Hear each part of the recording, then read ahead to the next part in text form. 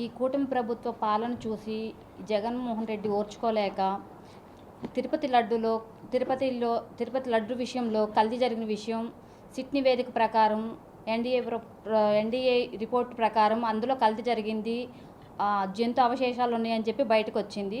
ఈ వైసీపీ వాళ్ళు మాత్రం అది జరగలేదు, మాకు సిట్ నివేదిక మాత్రం మాకు ఫేవర్గా వచ్చింది, పవన్ కళ్యాణ్ గారు చంద్రబాబు నాయుడు గారు క్షమాపణ చెప్పాలంటున్నారు. మీకు ఏ నివేదిక ప్రకారం ఎక్కడొచ్చిందో ఆ రిపోర్ట్ మా అందరికీ చూపిస్తే మేమందరం తెలుసుకుంటాము. ఈ డైవర్షన్ చేయడానికి దీన్ని అంబటి రాంబాబుని పాములాగా ఉపయోగించుకుంటా దీన్ని డైవర్ట్ చేస్తున్నారు.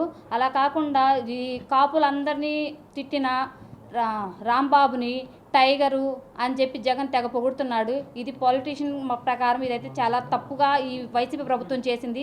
దీనికి ఆధారంగా ఈ కూటమి ప్రభుత్వం రాష్ట్రంలో ప్రజలకి గ్రామాల్లో పట్టణాల్లో అభివృద్ధి చెందుతూ ప్రజల్ని బాగా ముందుకు తీసుకెళ్తుండగా ఇది చూసి ఓర్చుకోలేక ఈ వైసీపీ ప్రభుత్వంలో ఉన్న జగన్మోహన్ రెడ్డి ఇలా చేస్తున్నారు.